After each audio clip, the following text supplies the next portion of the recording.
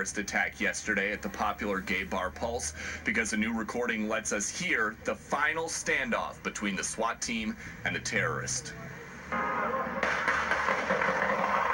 When hours of negotiations with terrorist Omar Mateen failed, a SWAT team used explosives to blow a hole in Pulse nightclub's wall, then broke through with an armored vehicle and killed him. Before the terrorist was shot dead, he called 911 3 times, saying on the third call he was loyal to the Islamic State. He was cool and calm when he was making those phone calls. A local store reportedly wouldn't sell Mateen body armor recently, but the 29-year-old terrorist bought 2 guns at a Florida gun shop in the last week. I'm not trying to be rude.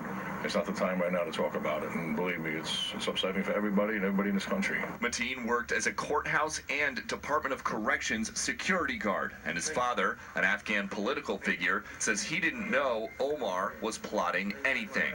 If I didn't know a 1% that he's committing such a crime, my son, I would arrest it myself. But his wives paint a darker picture. His current wife tells People magazine that Mateen was also scouting Disney World as a target, and his ex-wife tells us he was abusive. A few months after we were married, I saw his instability, and I saw that he was bipolar and he would get mad out of nowhere. Pulse was billed as Orlando's premier gay nightclub, and its patrons are scared.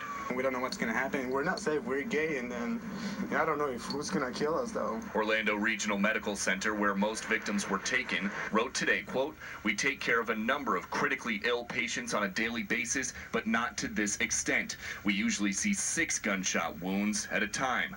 There were 6 surgeries scheduled for clubgoers today, and as they receive care, they are sharing stories of how they got out." He didn't realize he was shot until he got out of one of the doors on the back, and he jumped over a fence. And when he got to the other side, that's when he realized he was having sharp pains on his stomach, and he passed out. At this hour, there are still 29 victims being treated at this hospital. 5 of them are in critical condition. Overnight, authorities finally transported the last victim's body from the dance floor to the morgue.